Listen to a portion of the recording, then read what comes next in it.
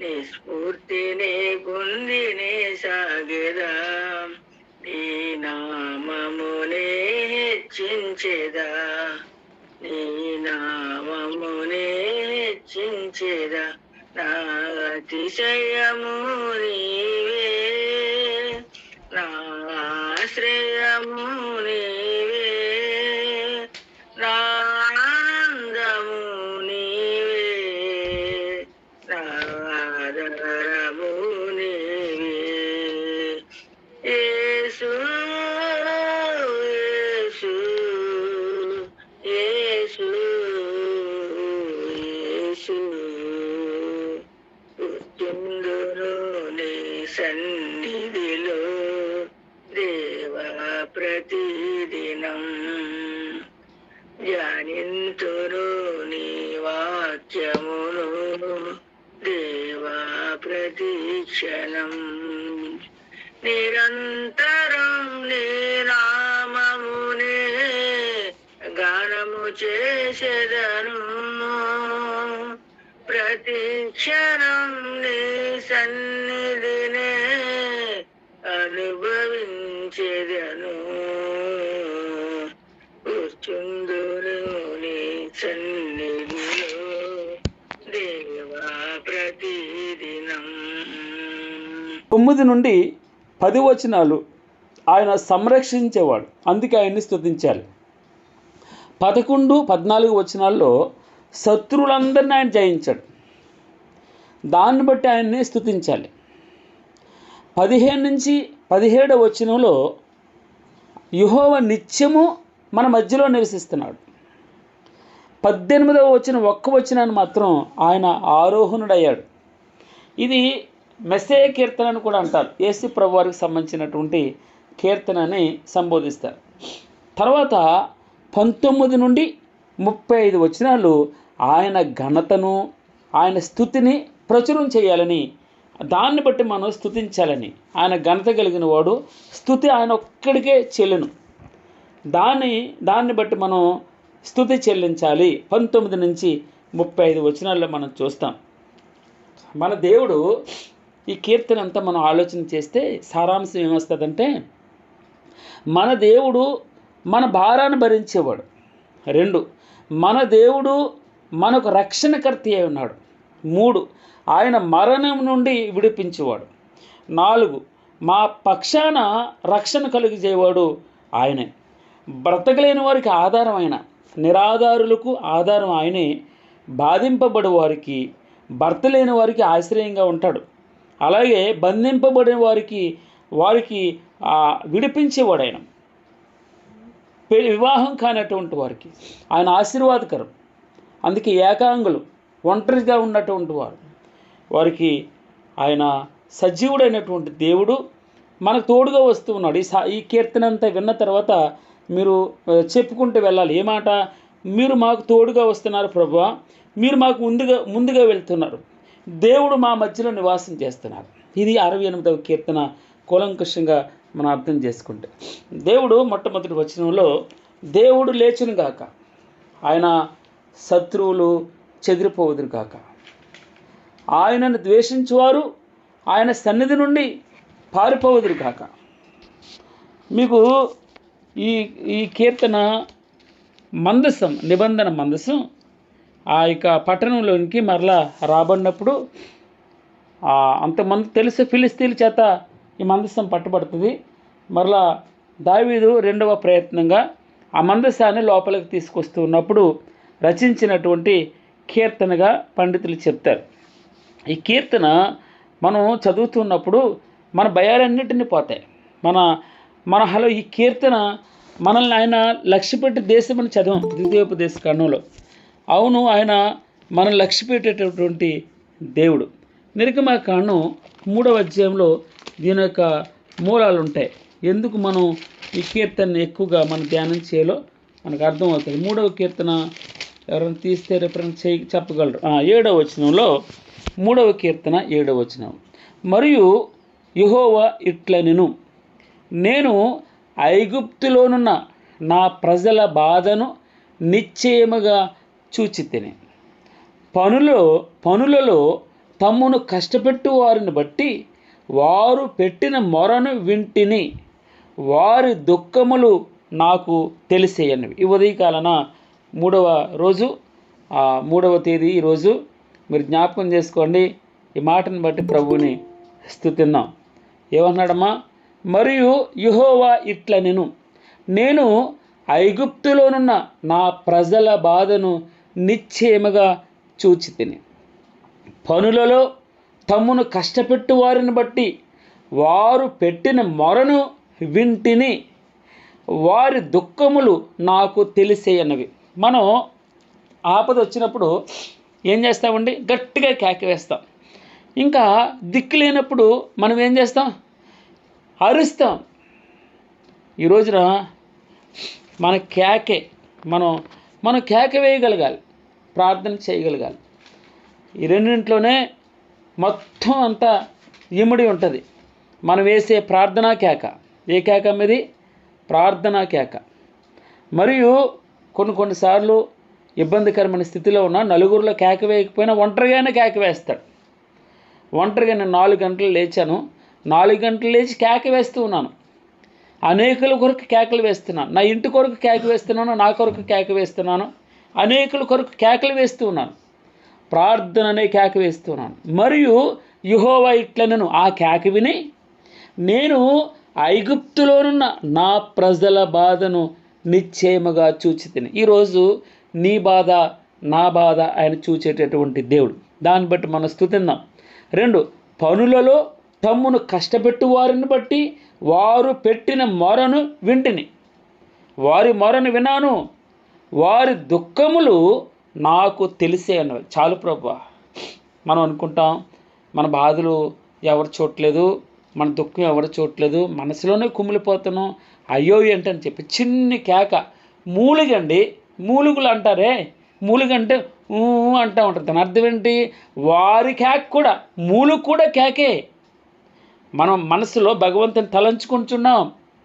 ఆ తలంచుకొనడం అంటే కేక, ప్రార్థన. తప్పకుండా మన ప్రార్థనలో ఆయన వింటాడు, మనల్ని ఆయన చూస్తాడు, మన మొరను ఆయన వింటాడు, మన దుఃఖములన్నీ కూడా ఆయనకు తెలిసే ఉన్నవి. అందుకే దేవుడు లేచునుగాక. దేవుడు ఎప్పుడు లేస్తాడండి? అరే నిద్రపోతూ ఉన్నాడు తండ్రి, రెస్ట్ తీసుకుంటూ ఉన్నాడు. ఉదాహరణకి బయటికి వెళ్ళాడు బాత్రూమ్కి, డాడీ అంటాడు గట్టిగా. డాడీ అంటే ఏం చేస్తాడు? వెంటనే పడుకున్నాడు ఠక్మని లేచిపోతాడు. లేచిపోయి పరిగెట్టుకుంటా కొడుకు దగ్గర, ఏంట్రా ఏమైంది? ఏం లేదు డాడీ, చీకటిగా ఉంది, భయపడ్డాను. ఏం కాదులే, ఆయన భుజం మీద చరిచి, నేను ఉన్నాను కదా, నన్ను పిలవచ్చు కదరా, నువ్వు ఒక్కడ వెళ్ళాలా? అతని అర్థం ఏమవుతుందమ్మా? ఎలా ఉంటుందంటే మన భాష, మన ప్రార్థన మనం ఏదైనా పని చేసే ముందు ఆయన ఒక్కొక్కసారి తండ్రిని చెప్పం, తండ్రికి ప్రార్థన చేయకుండా బయటికి వెళ్ళిపోతాం. అంతా అయిపోయిన తర్వాత అప్పుడు తండ్రితో పోన్లేరా, ఎప్పుడైనా నాకు చెప్పావు కదా, నేను చూసుకుంటానులే అంటాడు. దేవుడు లేచునుగాక, ఆయన శత్రువులు చెదిరిపోదురుగాక, ఆయనను ద్వేషించువారు ఆయన సన్నిధి నుండి పారిపోదురుగాక, ఆయన సన్నిధి నుండి పారిపోదురుగాక. మీరు 3వ కీర్తన మనం ధ్యానం చేసాం, గుర్తుందో లేదో ఎంతమందికి మాటలు చూడండి ఒకసారి. 3వ కీర్తన మనకు వెళ్దాం. యెహోవా నన్ను బాధించేవారు ఎంతో విస్తరించినారు, నా మీదకి లేచివారు అనేకులు. దేవుని వలన అతనికి రక్షణ ఏమీ దొరకదని నన్ను గూర్చి చెప్పువారు అనేకులు. యెహోవా నీవే నాకు కేడెముగాను, నీవే నాకు అతిశయస్పాదముగాను, నా తల ఎత్తు వాడువుగాను ఉన్నావు ప్రభువా. ఎలుగెత్తి, ఎలాగ ఎలుగెత్తి అంటే డాడీ, నాయనా, తండ్రి, ఏం దిక్కులేనప్పుడు, ఒంటరిగా ఉన్నప్పుడు ఇంట్లో వేసే కేకలండి ఇవి. మన జీవితాలు మనం వేసే కేక. భగవంతుడు ఎలుగెత్తి నేను యెహోవాకు మొరపెట్టినప్పుడు ఆయన తన పరిశుద్ధ పర్వతము నుండి నాకు ఉత్తరమిస్తాడట. యెహోవా నాకు ఆధారం కావున నేను పండుకొని హ్యాపీగా నిద్రపోయి మేలుకుంటాను. 10,000 మంది నా మీదకి దండెత్తి వచ్చినా కూడా వారు మొహరించిన నేను భయపడను. యెహోవా లెమ్ము, డాడీ లే, నువ్వు లే డాడీ నా పక్షాన. ఎందుకు లేస్తామండి? నేను బలహీనుణ్ణి, చిన్నపిల్లోని ప్రభువా, నేను చిన్నపిల్లోని, నాకు చేత కాదు. డాడీ లే, నా దేవా నన్ను రక్షించు. నా శత్రువులందరినీ దవడ ఎముక మీద కొట్టువాడు నువ్వే, దుష్టుల పళ్ళు విరగొట్టువాడు నువ్వే. రక్షణ యెహోవా. నీ ప్రజలందరి మీదకి నీ ఆశీర్వాదం వచ్చును గాక. నువ్వు బలమైన దేవుడు ప్రభా, బలం నీది అని ఒక మారు అన్నావు, 2 మార్లు కూడా అదే మాట అంటున్నావు ప్రభా. బలం నీది ప్రభా. నోటి మాట సర్వ సృష్టిని నన్ను నీ చేతులతో స్వహస్తాలతో సృజించుకున్నావు ప్రభా. నాయనా, నేను కేక్ వేసేటప్పుడు నాకు నువ్వే ఆధారం ప్రభా. నువ్వు లేకపోతే ఎవరు లేస్తారు? నీకు చెప్పుకోకపోతే ఎవరికి చెప్పుకో మేము? నీవే నాకు అతిశయాస్పదం కదా. నా తల ఎత్తువాడు నువ్వే ప్రభా. నేను ఎలుగెత్తి నీకు మొరపెడుతున్నప్పుడు ఆయన తన పరిశుద్ధ పర్వతం నుండి, ఆకాశం నుండి, మన కన్నులు ఎక్కడెత్తుతున్నామమ్మా? నాకు ఈ మాటలు చాలా ఇష్టం ప్రభా. కొండలతోటి నా కన్నులు ఎత్తుచున్నాను, కొండలతోటి నాకు కన్నులు ఎత్తుచున్నాను ప్రభా. నాకు సహాయం ఎక్కడి నుండి వచ్చినాయా? యెహోవా వలననే నాకు సహాయం కలుగుతుంది. ఆయన భూమి ఆకాశములను సృజించిన. 123వ కీర్తన కూడా మనం బాగా పాట పాడతాం. ఏమైనా పాడతాం? ఆకాశం ముందు ఆశీనుడైన వాడు, నీ తట్టు నా కనులెత్తిచున్నానయ్యా. దాసుల కనులు తమ యజమానుని చేతి తట్టును, 2 దాసి కనులు తన యజమానురాలు చేతి తట్టును చూచినట్లు మన దేవుడని యెహోవా మనలను కరుణించే వరకు మన కనులు ఆయన తట్టు చూచిచున్నవి ప్రభువా. సదాకాలం యెహోవా యందు నా గురిన 16వ అధ్యాయం కదండి, 16వ కీర్తన 8వ వచనంలో మాట ఉంటుంది. ఏమని? సదాకాలం యెహోవా యందు నా గురి నిలిపించున్నాను. ఆయన నా కుడి పార్శ్వమందు ఉన్నాడు కనుక నేను కదలపడను, నేను కదలను. అందుకే కీర్తన 17వ పక్కన ఉంది చూడండి, 17వ అధ్యాయము 15వ వచనంలో, నేనైతే నీతి గలవాడనే నీ స్వరూప దర్శనం. ఎలా అండి? నేనైతే నీతి గలవాడనే నీ ముఖ దర్శనం చేస్తాను ప్రభువా. నేను మేల్కొనినప్పుడు నీ స్వరూప దర్శనంతో నా ఆశను నేను మనసారా తీర్చుకుంటాను తండ్రి. నేను మేల్కొనినప్పుడు నీ వాక్యమును దర్శిస్తాను, నిన్ను దర్శిస్తాను, నీ కేక వేస్తాను, నీకు ప్రార్థన చేస్తాను, నీకు మొరపెడతాను. నేనైతే నీతి గలవాడనే. స్తోత్రం ప్రభా. నన్ను పట్టించుకునే దేవుడు ప్రభా, నన్ను పట్టించుకునే దేవుడు నువ్వు ప్రభువు. స్తుతినందును గాక. అనుదినము ఆయన మా భారం భరించుచున్నాడని మనం చదవబోతున్నాం, మనం పాడబోతూ ఉన్నాం. దేవుడే నాకు సహాయకుడు, ప్రభువే నా ప్రాణమును ఆదరించేవాడని 54వ కీర్తన 4వ వచనం. ఆయనే ప్రభువా, దేవుడు లేచునుగాక, నీ పక్షమును లేచునుగాక. నీ పక్షాన ఆయన యుద్ధం చేస్తాడు. నీ పక్షాన తండ్రి కొడుకు తండ్రిని ఏ విధంగా కేక పెడతాడో భయంలో ఉన్నప్పుడు, డాడీ రా డాడీ, ఒక్కనైపోయాను, డాడీ రా డాడీ, ఎవరో ఏదో నన్ను చేస్తున్నారు, డాడీ ఏదో కనబడుతుంది, డాడీ చీకటి కొంత భయం వేస్తుంది, డాడీ కేక వేస్తామే, పరుగును వెళ్ళిపోతామే. ఇదిగో దేవుడే నాకు సహాయకుడు, దేవుడు లేచునుగాక, దేవుడు నీ పక్షాన నా పక్షాన లేచునుగాక. ఆయన లేస్తే చాలండి, ఆయన వస్తే చాలండి, ఆయన ఉంటే చాలండి. ఈ కీర్తన అంతా అదే చూస్తాం. ఆయన మన బాధలను భరించేవాడు, ఆయన మనకు రక్షణకర్త అయినవాడు, మరణము నుండి విడిపించేవాడు. ఆయన వశం, మరణము నుండి విడిపించిన ఆయన వశం అంట. మా పక్షాన రక్షణ కలుగజేవాడు నువ్వే ప్రభు. బ్రతికే లేని వారికి ఆధారం నువ్వు, నిరాధారులకు ఆధారం. చక్కని కీర్తన ఇది. భర్త లేని వారికి ఆశ్రయం ఆయనే, తండ్రి లేని వారికి తండ్రి అట, బంధింపబడే వారిని విడిపించేవాడు. దేవుడు మనకు తోడుగా ఉన్నాడు. స్తోత్రం ప్రభా. దేవుడు మనకు ముందుగా వెళ్ళబోతూ ఉన్నాడు. ఈ కీర్తన చదవండి. దేవుడు మన మధ్యనే నివసిస్తున్నాడు. చాలు నా ప్రభా, నువ్వు మాకు తోడుగా ఉన్నావు, మాతో వస్తూ ఉన్నావు, మా ముందుగా వెళ్తున్నావు, మా మధ్య నివసిస్తున్నావు. మాకు భయం ఏంటండి? మా కష్టం ఏంటి? చిన్న వైపు అటు ఇటు వెళ్తూ ఉంటాం. ప్రభా దయతో క్షమించి తండ్రి. 119వ కీర్తన 147 వచనం అనుకుంటారా? తెల్లవారక మునిపే మొరపెడుతున్నాను ప్రభా, తెల్లవారక మునిపే నేను మొరపెడుతున్నాను, కేకేస్తున్నాను. నా పక్షానలే, నీవిచ్చిన వాక్యమును నేను ధ్యానించడానికి నా కనులు రాత్రి జాములు కాకముందే తెరుచుకుని ఉంటాను ప్రభా. నువ్వు నా పక్షాన లేవాలి తండ్రి.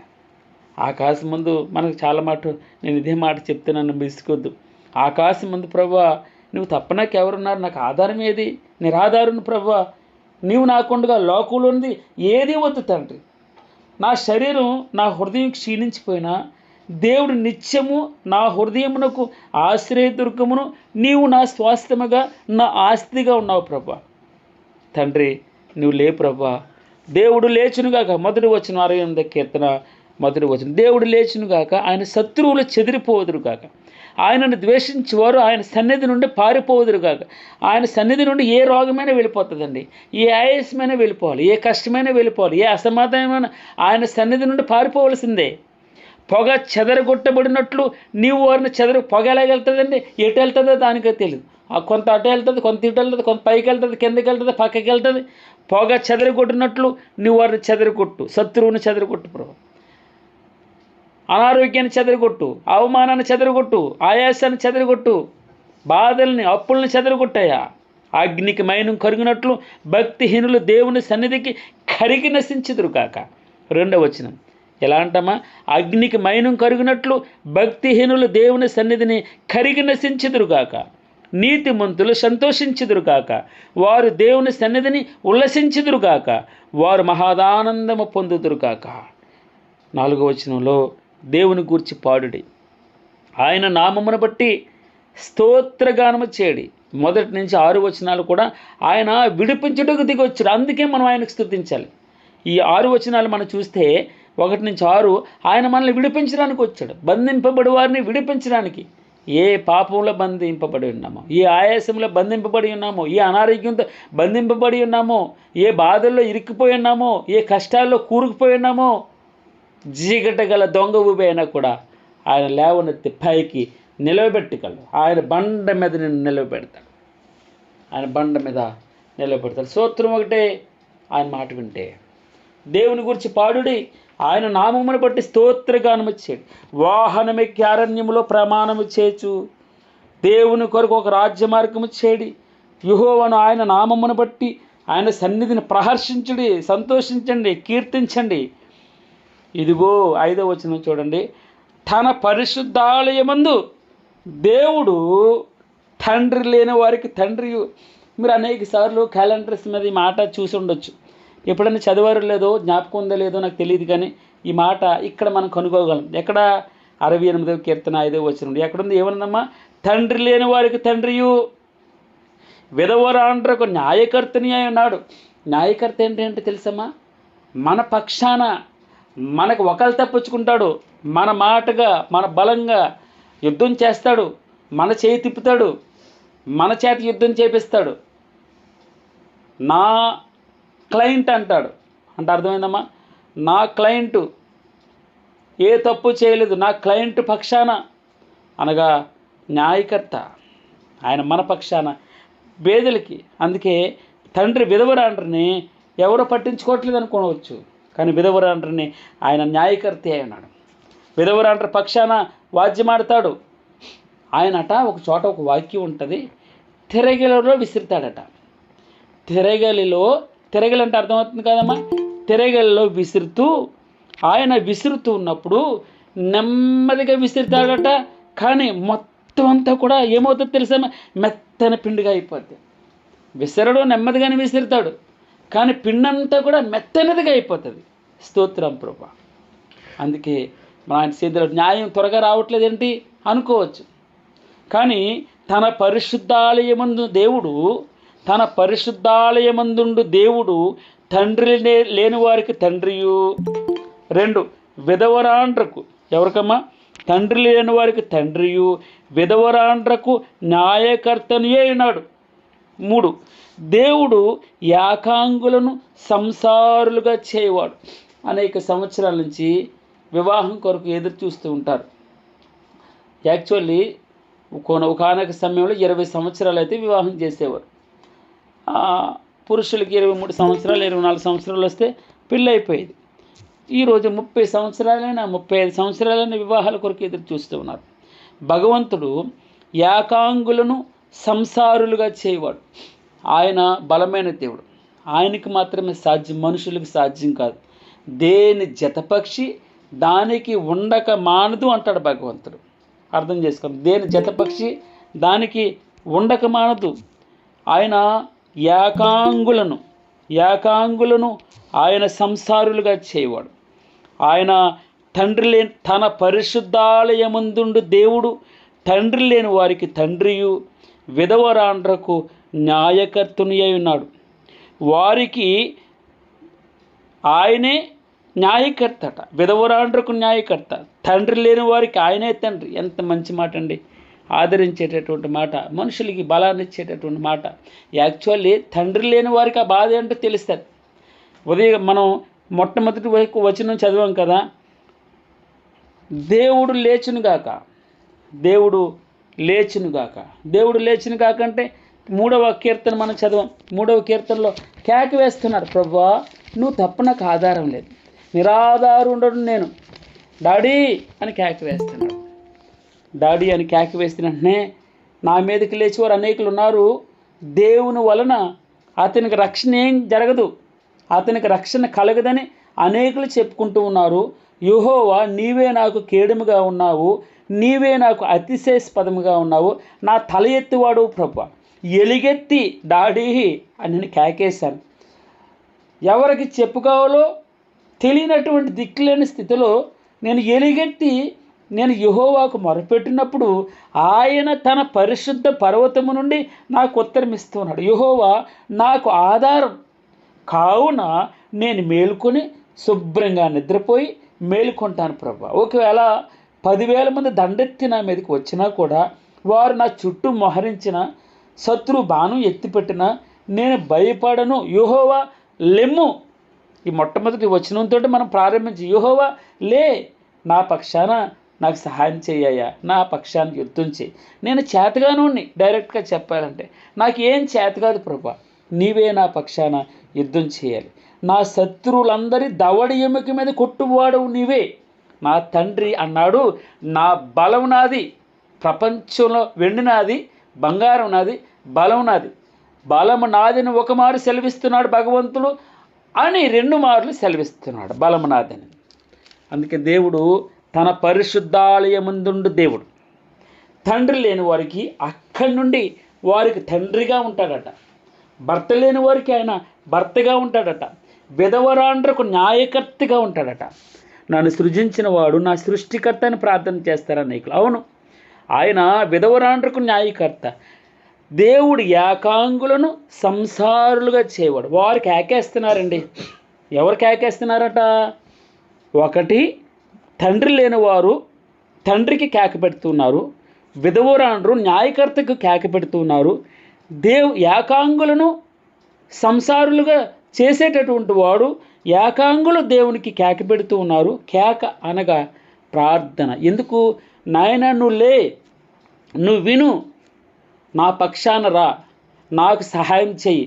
నా చేతులు సడలిపోయినాయి, నా చేతులు పట్టు విడిపోయినాయి, కాళ్ళు మోకాళ్ళు నడవలేకపోతున్నాను, కూర్చోలేకపోతున్నాను, లేవలేకపోతున్నాను, ఒంటరిగా ఉన్నాను, అంతా ఆదరణ దొరకట్లేదు.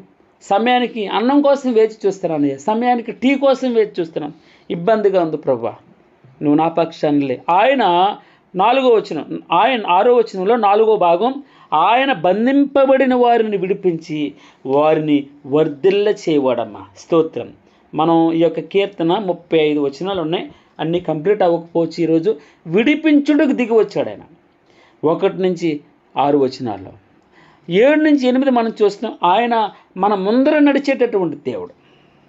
4 భాగాలుగా ఆయనకు మనకి తోడుగా వస్తూ ఉన్నాడు. ఆయన మనకు ముందుగా వెళ్తూ ఉన్నాడు. ఆయన మన మధ్య నివసిస్తున్నాడు. కీర్తన సారాంశం చాలు, ఎంత బలాన్ని ఇచ్చేటటువంటి కీర్తన. కృంగిపోయిన సమయంలో ప్రభువా నేను ఒంటరిని అని ఎవరైనా అనుకుంటూ ఉంటే, భగవంతుడు ఈ రోజున తండ్రి లేని వారికి తండ్రి ఆయనే, విధవరాండ్రకు న్యాయకర్త ఆయనే, ఏకాంగులను సంసారులుగా చేయవాడు ఆయనే, బంధింపబడిన వారు ఏ బంధకాలైనా సరే. పాప బంధకం మొట్టమొదట. పాప బంధకాల్లో మగ్గిపోయి ఉన్నామా, పాప బంధకాల్లో చిక్కబడి ఉన్నామా, సంఖ్యలు వేయబడి వ్యసనంతో సహవాసం చేస్తున్నామా, అనారోగ్యమైన బంధకాల్లో ఉన్నామా, ఇంట్లో అసమాధానమైన బంధకాల్లో ఉన్నామా, ఏ బంధకమైనా ఆయన విడిపించి వారిని వర్ధిల్ల చేయవాడు. ఎప్పుడో తెలుసా? ఆయనకు కేక పెట్టినప్పుడు. ఆ కేకే ప్రార్థన. 4 గంటల నుంచి కేక పెడుతున్నాను, భగవంతుడా నాకు సహాయం చేయి, నీవు తప్ప నాకు ఆధారం లేదు, యెహోవా నా ఆధారం, నిరాధారుని ప్రభువా, ఆధారం లేని వాడిని, ఒంటరిని, నాకు సహాయం చేయి, కృప చూపించు ప్రభువా. దీన స్థితిలో ఉన్నాను. ప్రభువా, నాయన ప్రార్థన చేతగాడవాడిని, నాకు ప్రార్థన నేర్పించే. సుబ్బారావు గారికి ప్రార్థన అంశం ఇవ్వబడింది. ప్రార్థన చేసేవారికి ప్రార్థన చేయమని. నేను ప్రార్థన చేయాలి ప్రభా, మోకరు వెళ్ళాలి, ఇతరుల కొరకు నేను ప్రార్థన చేయాలి. నీవు ప్రార్థన కేక విని ఆ బంధకాల నుంచి విడిపించి వారిని వర్ధిల్ల చేయవడు. ఇందుకే స్తుతించాలండి. ఎందుకు స్తుతించాలి ప్రభువుని? ఆయన విడిపించేటటువంటి దేవుడు. 1-6 వచనాలు ఎంత అద్భుతంగా మనం విన్నామో. 7-8 మనం చూద్దాం త్వరగా. దేవా, నీవు ప్రజల ముందర బయలుదేరినప్పుడు, అరణ్యములో నీవు ప్రయాణం చేసినప్పుడు, ఎక్కడండి? అరణ్యములో నీవు ప్రయాణం చేసినప్పుడు భూమి వణికెను, దేవుని సన్నిధిని అంతరిక్షము దిగజారెను. ఇశ్రాయేలుల దేవుడకు దేవుని సన్నిధిని ఆవలి సీనాయి కంపించెను. ఆయన మన ముందర నడితే ఎంత భరోసా అండి మనకి, ఎంత ఆదరణ. మీరు చూడండి, యెషయా గ్రంథము 2వ అధ్యాయము, యెషయా గ్రంథం 2వ అధ్యాయము 20వ వచనం చూద్దాం. చూడమ్మా. ఆ దినమున యెహోవా 19వ వచనం చూద్దాం. యెహోవా భూమిని గజగజ వణికింప లేచినప్పుడు, ఆయన మన పక్షాన్ని వస్తూ ఉన్నప్పుడు, ఆయన భీకర సన్నిధి నుండి, ఆయన ప్రభావ మహత్యముల నుండి మనుష్యులు కొండ గుహలలో దూరుదురు, నేల బొరియలలో దూరుదురు. ఆ దినమున యెహోవా భూమిని గజగజ వణికింప లేచినప్పుడు, ఆయన భీకర సన్నిధి నుండి, ఆయన ప్రభావ మహత్యముల నుండి కొండల గుహల్లోను బండ బేటల్లోనూ దేవుని నామమునకు మహిమ కలుగును గాక. ఆయన వస్తూ ఉన్నాడు మన పక్షాన. ఆయన ముందర మన పక్షాన బయలుదేరుతున్నప్పుడు ఆయన రాబోతున్నాడు. వస్తానన్న యేసురాజు రాకమానుడు, తెస్తానన్న బహుమానం తేకమానుడు. అది మంచివైనా చెడ్డవైనా ప్రతీదీ తీర్పు దినంలోకి మనం వెళ్తాం. ఆయన అడిగే ప్రతి ప్రశ్నకి సమాధానం చెప్పాలి. ఆయన ముందర నిలవబడి అది మంచిదైనా చెడ్డదైనా మనకు బహుమానం దొరుకుతుంది ఆ రోజున. అయితే ఆయన ముందర నిలవబడాలని అంతకాదు, ఆయన మనం ముందర నిలవబడుతున్నాడు, ముందర నడుస్తూ ఉన్నాడు. ఏమంటాడమ్మా? దేవా, నీ ప్రజల ముందర బయలుదేరినప్పుడు కేక వేశారు, ప్రార్థన చేశారు. ఆయన వస్తూ ఉన్నప్పుడు భూమి గజగజ. ఆ రోజున సీనాయి పర్వతం మీద ఆయన దిగినప్పుడు ఏమవుతుంది? భూకంపం వస్తుంది, పొగ దోమ వల్ల పైకి లేస్తూ ఉంది, అదిరిపోతూ ఉన్నారు. అయ్యా, ఈ శబ్దం, ఈ బోర శబ్దం మేము వినలేము, నువ్వు మాట్లాడని మోషేతో సెలవిస్తున్నారు. మేము ఆయన దగ్గరికి రావడానికి మాకు అర్హత లేదు. మా చెవులు ఆ ధ్వని, మన ధ్వని ఎంత వినగలమంటే కొంత డెసిబెల్ వరకే వినగలం. తక్కువది వినలేము, ఎక్కువది వినలేము. లిమిటేషన్ పెట్టాడు దేవుడు మనకి. ఎక్కువ మనం వినలేం. ప్రభువా, మా మోషేతో అంటున్నారు, మేము వినలేము, మేము ఆయన దగ్గరికి రాలేము, నువ్వు వెళ్ళి మాట్లాడరా. దేవా, నీవు ప్రజల ముందర బయలుదేరినప్పుడు, అరణ్యంలో నీవు ప్రయాణం చేసినప్పుడు భూమి వణికను, దేవుని సన్నిధిని అంతరిక్షము దిగజారును, ఇశ్రాయేలు దేవుడకు దేవుని సన్నిధిని ఆవలి సినాయికం. ఈ రోజున ఆయన మన ముందరున్నాడని అర్థమవుతుందండి. మన ముందర నడుస్తూ ఉంటే మనకు భరోసా ఉంటుంది, మనకు ధైర్యం ఉంటుంది, మనం బ్రతకగలం, మనం అడుగు వేస్తాం. మనం ధనికులు ఉన్నారు మన పక్కనే, బలవంతులు ఉన్నారు, అందమైన వారి ముందర మనం ఒక బలహీనుడిగా నిరాధారుడిగా మనం వెళ్తూ ఉన్నప్పుడు మనకు ఒక ధైర్యం ఉన్నది. అదే ధైర్యం ఏంటి తెలుసమ్మా? మనకింతకంటే స్థిరమైన ప్రవచన వాక్యం మనకుంది. అదే ఆయన వెలుగు. ఆ వెలుగు మన ముందర వెళ్తుంది, వాక్యం మన ముందర వెళ్తుంది. వాక్యము బలమైనది, బలము గలది. ఆ వాక్యం అనగా దేవుడు మన ముందర వెళ్తూ ఉంటే అవి ఆ పర్వతాలు ఎలా అమ్మ? పర్వతాలు కంపిస్తాయి. అక్కడ భూమి వణుకుతుంది. దేవుని సన్నిధిని అంతరిక్షమే దిగజారిపోద్దాము. మనకన్నీ మన చేతుల్లో ఉంటాయి. దేవుని నామమునకు మహిమ కలుగును గాక. ఆయన మన ముందర నడిచేది. దాన్ని బట్టి మనం దేవుని స్తుతించాలని 68వ కీర్తన 7, 8, 9వ వచనం. దేవా, ఈ 9 నుంచి 10 వచనంలో ఆయన మనల్ని సంరక్షించేటటువంటి దేవుడు. దాన్ని బట్టి మనం ఆయన్ని స్తుతించాలి. ఆయన మనల్ని సంరక్షించే దేవుడు. దాన్ని బట్టి మనం స్తుతించాలని 9, 10 వచనాల్లో మనకు కనబడుతుంది. దేవా, నీ శ్వాసం మీద నీ వర్షం సమృద్ధిగా కురిపించితివి, అది అలసి ఉండగా నీవు దాన్ని బలపరిచావు ప్రభా. దేవా, నీ శ్వాసం, మనం ఇందాకే మనం చదివాం కదా 73వ కీర్తన 25వ వచనంలో ఏమి చదివామమ్మా? ఆకాశమందు నీవు తప్ప నాకెవరున్నారు ప్రభువా, నీవు నాకుండగా లోకంలోని ఏది నాకు అక్కర్లేదు ప్రభువా. ఒకవేళ నా శరీరము నా హృదయము క్షీణించిపోయినను దేవుడు నిత్యము నా హృదయమునకు ఆశ్రయదుర్గమును శ్వాసమును అయి ఉన్నాడు. శ్వాసం అంటే ఆస్తి అయి ఉన్నావు ప్రభువా. నువ్వు దేవా, నీవు నా నీ శ్వాసం మీద వర్షం ఎలా కురిపిస్తున్నాడండి? నీ శ్వాసం మీద వర్షం సమృద్ధిగా కురిపిస్తున్నావు ప్రభువా. వర్షాన్ని సమృద్ధిగా కురిపిస్తున్నావు. అది ఒకసారి కొన్నిసార్లు అలసిపోతాను ప్రభా. అలసిపోయినప్పుడు నువ్వు దాన్ని బలపరుస్తావు ప్రభా. ఒక్కొక్కసారి కూలబడిపోతావు ఇంటికి వచ్చి, ఒక్కొక్కసారి దిక్కు తోచనటువంటి స్థితి కదండి.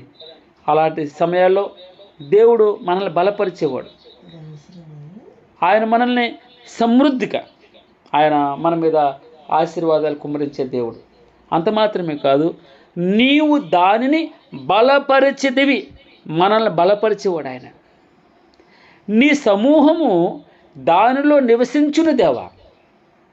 దేనిలో నివసిస్తుంది? ఆయన బలపరిచి ఆ స్థానంలో ఆయన ఆశ్రయం యెహోవా మహోన్నతుని చాటున ఆ బలంలో మనం నివసిస్తాం.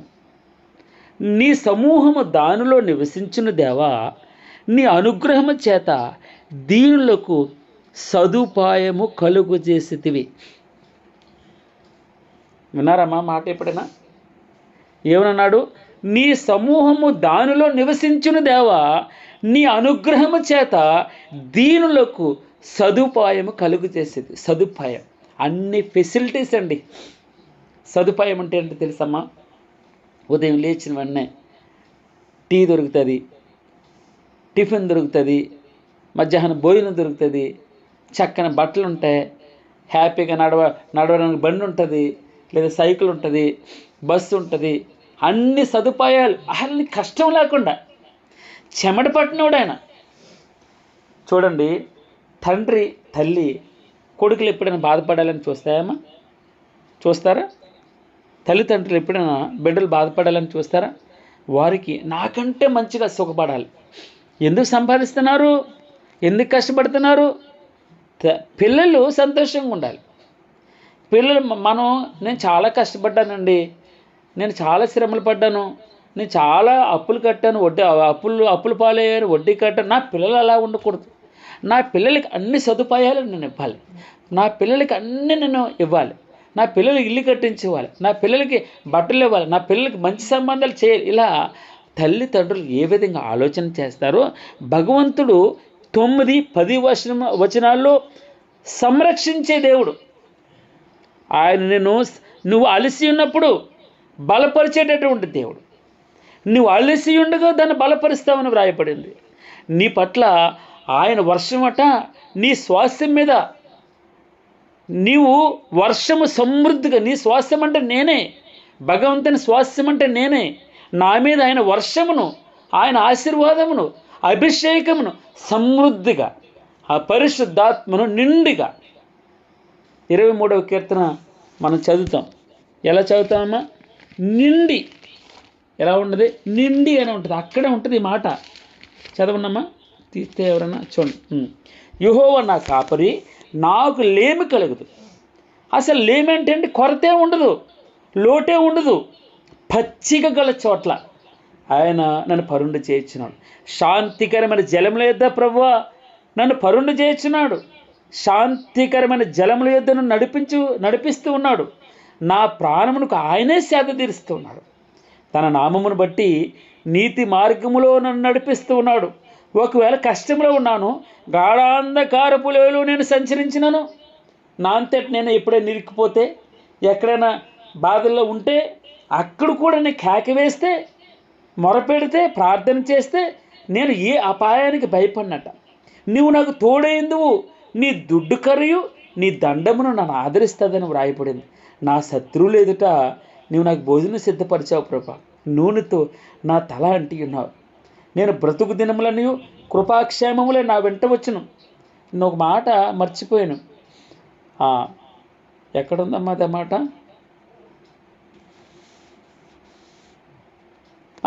నూనెతో నా తల అంటి ఉన్నావు, నా గిన్నె నిండి పొర్లుచున్నది. దీనికోసం నేను చదవాలని ఆశపడ్డాను. నా గిన్నె నిండి పొర్లుచున్నది. అంటే పొరలడం అంటే ఏంటి? కారిపోతుంది కిందకి. అంతగా వద్దు ప్రభు ఆయనకి ఈ ఆశీర్వాదం అన్నంతగా ఆయన మనల్ని సమృద్ధిగా కురిపిస్తాడట. మనల్ని ఫుల్లీ సాటిస్ఫై అవుతాం ఆయన దగ్గర. అది క్షణికం కాదు, అక్షయం. క్షణికం అంటే నశించిపోయేది. సజీవుడు ఆయన. జీవం గల దేవుని సన్నిధిలో మనం ఎప్పుడు ఎల్లప్పుడూ సమృద్ధిగా ఉంటాం. ఆయన ఆశీర్వదించడం మొదలు పెడితే మన సమృద్ధి పొంగి పొరలుతుంది. నేను బ్రతుకు దినములనియు ప్రభువా కృపాక్షేమములే నా వెంట వస్తాయి. చిరకాలం యెహోవా మందిరములో నేను నివాసం చేస్తాను ప్రభువా. దేవా, నీ స్వాస్థ్యం మీద, నా మీద నీ వర్షం సమృద్ధిగా కురిపించి తండ్రి. అది అలసి ఉండగా కొన్నిసార్లు అలసిపోయినప్పుడు నువ్వు దాన్ని బలపరిచే దేవుడు ప్రభువా. నీ సమూహము, నీ ప్రజలు, నీకు ఇష్టమైన వారు నీ సమృద్ధిలో నివసిస్తారు, నీ దగ్గర నివసిస్తారు. నీ రెక్కల కింద, నీ భద్రమైన రెక్కల కింద, నీ ఆరోగ్యాన్ని ఇచ్చే రెక్కల క్రింద ప్రభా నివసిస్తాం ప్రభా. నీ అనుగ్రహం చేత, నీ కృప చేత. అనుగ్రహం అంటే ఏంటమ్మా? నీవు ఇచ్చేటటువంటిది. అందుకని నీ కృప ద్వారా, నీ అనుగ్రహం చేత నువ్వు యాక్సెప్ట్ చేస్తావు మమ్మల్ని. నువ్వు మాకు తలుపు తెరుస్తావు. నీ దగ్గరికి రావడానికి ఎప్పుడు మాకు భయం ఉండదు. ఎప్పుడైనా రావచ్చు, ఎప్పుడైనా అడగవచ్చు, ఎప్పుడైనా కేక వేయచ్చు, ఎప్పుడైనా ప్రార్థన చేయొచ్చు. ఉదయము, సాయంత్రం, రాత్రి ఇవేమీ లేవు. మధ్యాహ్నం అని ఎప్పుడైనా ఏ సిచ్యువేషన్లో ఉన్నా, గాఢాంధకారపు లోయలో ఉన్నా, ఇబ్బందిలో ఉన్నా, ఇబ్బంది కొలుములో ఉన్నా, అగ్ని కొలుములో ఉన్నా, అనారోగ్యంలో ఉన్నా, బాధలో ఉన్నా, ఏ సమస్యలో ఉన్నా కూడా, ఏ సిచ్యువేషన్లో అయినా మన ఆయన కేక వేయచ్చు. ఆయన దీనులకు ఆయన అనుగ్రహం చేత సదుపాయం కలుగజేసే దేవుడమ్మ. ఆయన మనల్ని సంరక్షించేటటువంటి దేవుడు. ఎందుకు ఆయన్ని స్తుతించాలి? మన 11:14లో చూస్తాం మనం. ఆయన శత్రువులందరినీ జయించాడు. ఆయన అనారోగ్యాన్ని జయించాడు, పాపాన్ని జయించాడు, వ్యసనాలను జయించాడు. ఫలితాకిమి అన్నాడు. చిన్నదానా లెమ్ము అని అర్థం. ఎఫ్ఫాత అంట తెరవబడును. మూయబడిన చెవులు, మూయబడిన కళ్ళు, మూయబడిన ఆశీర్వాదం, మూయబడినటువంటి ఆరోగ్యాలు అన్నీ ఆయన దగ్గర తెరవబడతాయి. ప్రతి సమస్య ఆయన చెప్తే, ఆయన కేక వేస్తే చాలు. మనం కేక వేస్తే ఆయన వస్తాడు, మన పక్షాన్ని లేస్తాడు. అన్ని సమస్యలు మన సదుపాయాలు కలుగజేసే దేవుడు. ఏది ఏ సమయాన్ని అన్ని మంచి చేస్తాడు మనకి. ఏది ఏ సమయాన్ని అన్ని మంచి జరిగినట్లు ఆయన చక్కగా అమర్చి పెడతాడండి. నాకు చాలా ఇష్టమైన మాట. ఈ మాట నేను చదవాలని ఉంది. ప్రభువా, నేను యెహోవా అయితే విచారణ చేయగా నాకు ఉత్తరం ఇచ్చావు నువ్వు. నాకు కలిగిన భయములన్నింటిలో నుండి ప్రభువా, నాకు కలిగిన భయములన్నింటిలో నుండి ఆయన నన్ను తప్పించాడు. వారు ఆయన తట్టుచుడుగా వారికి వెలుగు కలుగుతూ వారి ముఖములు ఇంకెప్పుడు లజ్జింపకపోను, సిగ్గుపడు. ఈ దీనుడు మొరపెట్టుగా ప్రభువా ఆలకిస్తున్నావు. అతని శ్రమలన్నింటిలో నుండి అతన్ని రక్షిస్తున్నావు. అతనికి కలిగిన భయములన్నింటిలో నుంచి నువ్వు రక్షిస్తున్నావు. అతని శ్రమలన్నింటిలో నుంచి రక్షిస్తున్నావు. యెహోవా యందు భయభక్తులు గల వారి చుట్టూ ఆయన దూత కావలిని పెడతాడట, కాపలా పెడతాడట. నీతిమంతునికి కలుగు ఆపదలు అనేకములు అయినా కూడా ప్రభువా వాటి అన్నిట్లో నుండి యెహోవా వారిని విడిపిస్తాడు. విడిపించే దేవుడు, భయములన్నిటి నుంచి తప్పించే దేవుడు, శ్రమలన్నిటిలో నుంచి రక్షించేటటువంటి దేవుడు. 68వ కీర్తన 10వ వచనంలో మనం చూసాం. నీ సమూహము ప్రభువా దానిలో నివసించిన దేవా, నీ అనుగ్రహము చేత దీనులకు సదుపాయం కలుగజేసేది. ఎంత మంచి మాట అండి. అన్నీ ఇచ్చేటటువంటి దేవుడు. నాకు మనం చూసాం కదా 19వ వచనం. ప్రభువు స్తుతినందును కాక అనుదినము ఆయన మా భారం భరించిచ్చున్నాడు. దేవుడే మాకు రక్షణకర్త అన్నాడు. అనుదినము, ఒకరోజు కాదండి, ప్రతిరోజు నేను సంరక్షిస్తున్నాడు. అందుకు ఆయన్ని స్తుతించాలి. ఆయన మనల్ని విడిపించడానికి వచ్చాడు. తండ్రి లేని వారికి తండ్రిగా ఉండడానికి వచ్చాడు. విధవరాండ్రికి న్యాయకర్తగా ఉండడానికి వచ్చాడు. విధవరాండ్ర పక్షాన వాద్యమాడడానికి వచ్చాడు. 5వ వచనంలో ఏకాంగులను సంసారులుగా చేయడానికి వచ్చాడు. బంధింపబడిన వారిని, ఏ బంధకమైన వారిని విడిపించడానికి వచ్చాడు. 4 వచనాలు మనం చూసాం. 1, తండ్రి లేని వారికి తండ్రిగా, భర్త లేని వారికి భర్తగా, విధవరాండ్రికి న్యాయకర్తగా, ఏకాంగులను సంసారులకు చేయడానికి బంధింపబడే వారిని విడిపించడానికి. ఆయన మన ముందర నడిచాడు, అందుకే ఆయన స్తుతించాలి. ఆయన మనల్ని సంరక్షిస్తున్నాడు, అందుకు ఆయన స్తుతించాలి. 7 కారణాలు మనం చూస్తాం ఇక్కడ. 4వది 11 నుంచి 14. నేను సమయం అయిపోయింది, నేను చదివేసి మన ప్రార్థనలకు వెళ్దాం. 11వ వచనం, ప్రభువు మాట సెలవిచ్చిచ్చినాడు, దానిని ప్రకటించి స్త్రీలు గొప్ప సైన్యంగా ఉన్నారట. ఆయనకు చేత కాదా అండి? ఆయన తదాస్తుంటే మొత్తం అంతా మారిపోదా? మనకి తండ్రి అన్నీ చేయడు, కొన్నిసార్లు మన చేత చేపిస్తాడు. మనం ఆ విజయం వస్తూ ఉంటే, మనం సంతోషపడుతూ ఉంటే, మన సంతోషంలో ఆయన సంతోషం ఉంటుంది. మన ముఖంలో వెలుగుగా ఉంటే తండ్రి తల్లి వెనకాల నుండి ఎంత వెలుగు ఉంటారో. అని ఇంకొక మాట నేను చాలాసార్లు చెప్తాను, పుత్రుడు జన్మించినప్పుడు కలుగుదు సుమా పుత్రోత్సాహం. పుత్రుని కనుగొని పక్కోలు పొగిడితే వస్తుంది సంతోషం. ఇరుగు పొరుగు వారు పొగిడితే సంతోషంలో నుంచి, ఆ కళ్ళల్లో నుంచి వచ్చే ఆనందం ఎవరికి భగవంతుడు అక్కడ క్యాప్చర్ చేస్తే ఆ ఇమేజ్ ఎంత అమోఘంగా ఉంటుందో. ఆ తల్లి సంతోషపడడం, ఆ తండ్రి సంతోషపడే ఆ ఫోటో కావాలి. ఆనందపడాలంటే, నిజమైన ఆనందం కనబడాలంటే బిడ్డల్ని ఎవరైనా పట్టుకుని, చాలా బాగా చదువుతున్నావురా, ఇంతగా చదువుతావు అనుకోలేదురా, మంచి ప్రయోజకుడు అయ్యావురా, శభాష్రా అంటారు. ఊరెళ్తే ఏం చేస్తున్నావయ్యా అంటే, అప్పుడు నేను ఒకసారి మొట్టమొదటిసారి నేను అమెరికా వెళ్ళి వచ్చినప్పుడు మా నాన్న ఉన్నాడు వెనకాల. నన్ను ఒకరు వచ్చి, గ్రేట్రా, మన ఊర్లో ఎవ్వడా లేదురా అని చెప్పేసి నన్ను అంటూ ఉంటే, నేను అంటే అతనికి నాకు షేక్ హ్యాండ్ ఇస్తున్నాడు, కంగ్రాచులేషన్స్ రా. మా నాన్న వెనకాల నుండి నేను చూడలేదు, ఎంత సంబరపడుతున్నాడో. వచ్చి నన్ను చేయి పట్టుకున్నాడు, ఏం మాట్లాడలేదు.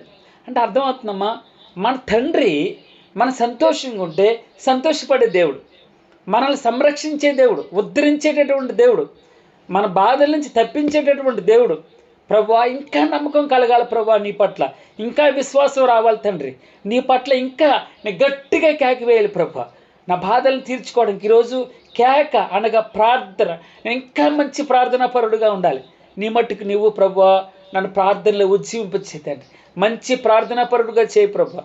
నా ప్రభు అనేకుల కొరకు, నా మట్టుకు నాకే కాదు, ఇదిగో అందరూ తమ సొంత పనులే చూసుకుంటున్నారు. యేసు క్రీస్తు వారి పని చూడరు, వారి కార్యములు పట్టించుకోరు అంటాడు భగవంతుడు. ఈ రోజున నీకు నాకు ప్రార్థనా పరుడుగా ముద్ర వేయాలని ఇష్టపడుతున్నాడు, గొప్ప ప్రార్థనా పరుడుగా. ఆయన మనం చూసాం కదా, నేను ఇక్కడితోటి నేను క్లోజ్ చేస్తాను. ఆయన మనం ఇప్పటి వరకు మనం చూసాం, ఆయన మనల్ని విడిపించడానికి దిగి వచ్చాడు. ఆయన మన పక్షాన్ని లేచినటువంటి దేవుడు. అందుని బట్టి 1 నుంచి 6 వచనాలు బట్టి ఆయన స్తుతించాలి. మనం ముందుగా నడిచినటువంటి దేవుడు. 7 నుంచి 8, 9 నుంచి 10 ఆయన మన పక్షాన, మన కొరకు మనల్ని సంరక్షించినటువంటి దేవుడు.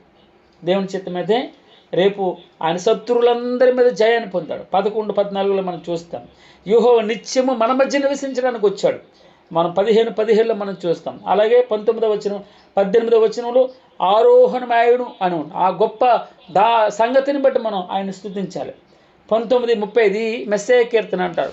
ఇదంతా యేసుక్రీస్తు వారికి రిలేటెడ్గా మనం చూడొచ్చు. ఆయన ఘనతను, స్తుతిని ఆయన మనం దాన్ని బట్టి మనం స్తుతించాలి. 19వ వచనం నుండి 35వ వచనం వరకు ఈ సంగతిని మనం చూడబోతున్నాం రేపు. దేవుని నామమునకు మహిమ కలుగును గాక. మహాదేవుడు మా భారమును భరించువాడైన. 68వ కీర్తన, యుద్ధం చేసే ముందు వారు పాడేవారు, ఇప్పటికి కూడా వారు పాడుతూ ఉన్నారు. ఇశ్రాయేలీయులు కానీ క్రైస్తవ దేశాలన్నీ కూడా వారు యుద్ధానికి ప్రకటించిన తర్వాత, తమకేసిన తర్వాత పాడేటటువంటి కీర్తన 68వ కీర్తన. మనం కూడా మనం యుద్ధానికి వెళ్తున్నప్పుడు, యుద్ధం అంటే ఏంటి? అనారోగ్యం వచ్చింది, ఆయన దగ్గర ప్రార్థనకి వెళ్తున్నప్పుడు కేక వేస్తున్నాం.